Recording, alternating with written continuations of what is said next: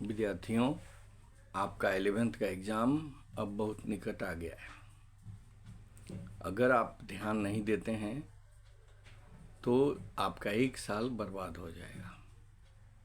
एक साल आप यूं ही इधर उधर करते हुए अपना समय को बर्बाद कर दिया।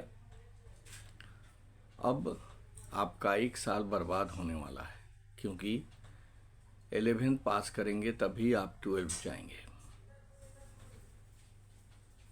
12 जाने के लिए आपको 11th बोर्ड पास करना होगा, लेकिन अधिकांश विद्यार्थी ऐसे हैं जो अभी तक इसको सीरियसली नहीं लिए हैं।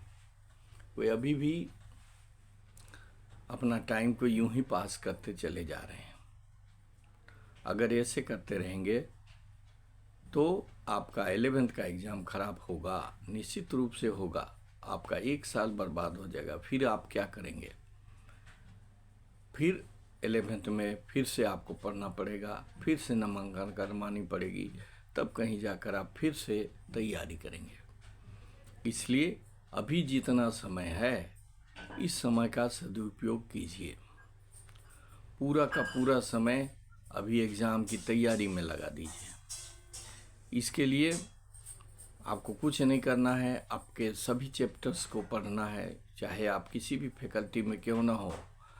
आप अपने विषय के सिलेबस को देखें, उस सिलेबस के आधार पर आप चैप्टर वाइज अपना पढ़ाई शुरू करें, और एक एक चैप्टर का जितना भी ऑब्जेक्टिव टाइप क्वेश्चन है चैप्टर पढ़ने के बाद उसको बना डालिए।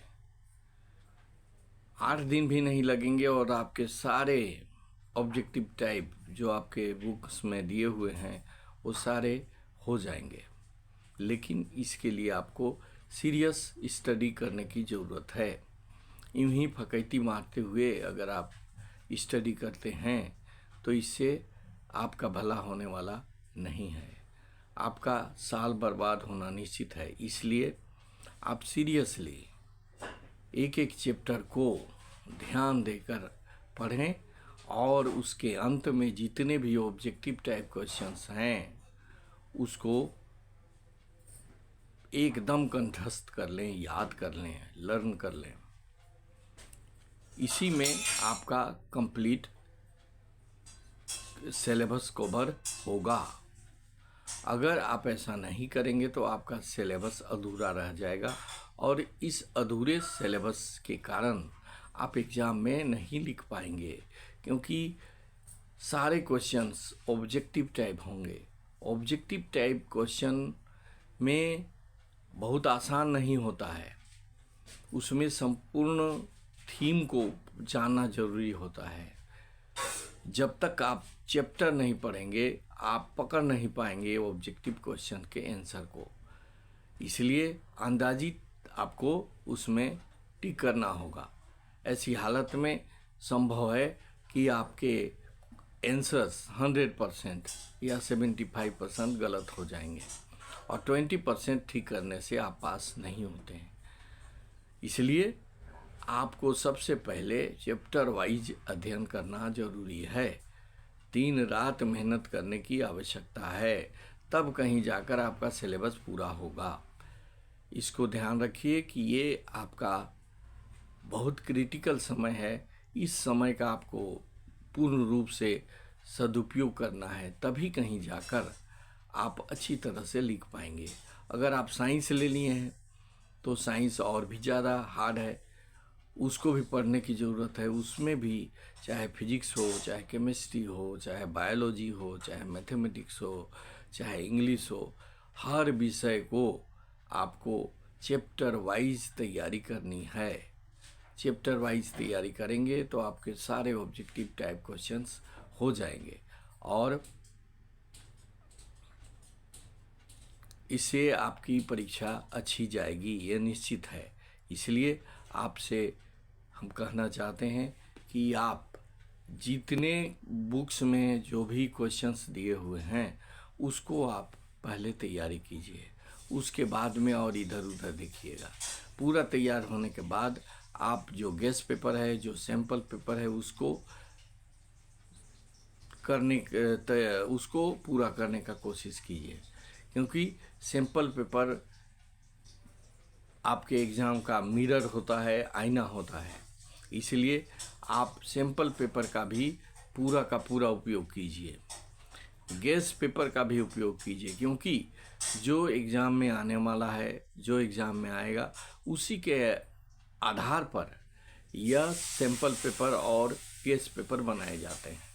लेकिन ये सैम्पल पेपर और गेस्ट पेपर ये सेकेंडरी चीज़ है। प्राथमिक चीज़ है, फर्स्ट आपका काम है कि आपको अपने बुक्स के सभी चैप्टर्स को कंप्लीट करना है, आपके सिलेबस के सभी चैप्टर्स को कंप्लीट करना है, जिससे आपके सिलेबस कवर्स हो जाएंगे और आपके क्वेश्चंस जो भी आएंगे आपके सिलेबस के आधार पर ही आएंगे। सिलेबस से बाहर क्वेश्चन कभी नहीं रहता है। इसलिए आपको सबसे पहला काम आपके सिलेबस को पूरा करने की है। इसके लिए आपको मैंने बताया कि चैप्टर वाइज अध्ययन कीजिए, दिन रात मेहनत कीजिए, क्योंकि एग्ज़ाम बहुत ही नज़दीक है। और आप अपने चैप्टर्स को अगर कंप्लीट करते हैं तो निश्चित रूप से आप सभी क्वेश्चन को कर पाएंगे। अब मान लीजिए कि आप एग्ज़ाम में कुछ भी नहीं आ रहा हो, इतना मेहनत करने के बाद भी आप कुछ नहीं कर पा रहे हैं, तो क्या करेंगे? तो उसके लिए एक ही उपाय है, ए और डी या कोई दो, बी और सी, इस प्रकार से लेते हुए बी या सी को टिक करते हुए चले जाएं। आपका किस्मत अच्छा रहेगा तो उससे अच्छा नंबर आएगा। लेकिन यह कोई समस्या का समाधान नहीं है। इसको करने से आप पास भी हो सकते हैं और फेल भी हो सकते हैं। इसलिए ये एक तुक्का मारने का तरीका है। तुक्का मारेंगे तो तुक्के की तरह नंबर आएगा, लेकिन अगर आप सिलेबस को कवर करेंगे तो निश्चित रूप से आप फर्स्ट डिवीज़न तो निश्चित रूप से कर पाएंगे, क्योंकि ज़्यादा संख्या प्रश्नों की नहीं होगी। 40 नंबर का क्वेश्चन रहेगा और उसी 40 नंबर को आपको करना है।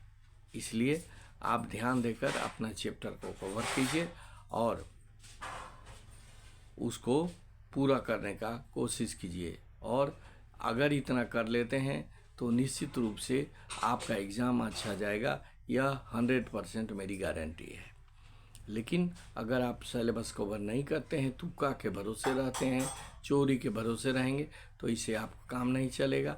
आप पास तो किसी तरह से कर जाएंगे, लेकिन जो स्कोर आपको चाहिए, जो चीज़ आपको चाहिए, वो चीज़ नहीं मिलेगा। इसलिए मेरी बातों को ध्यान देंगे और जिस प्रकार से मैंने कहा उसी प्रकार से तैयारी करेंगे। बस आज के लिए इतना ही। Thank you very much.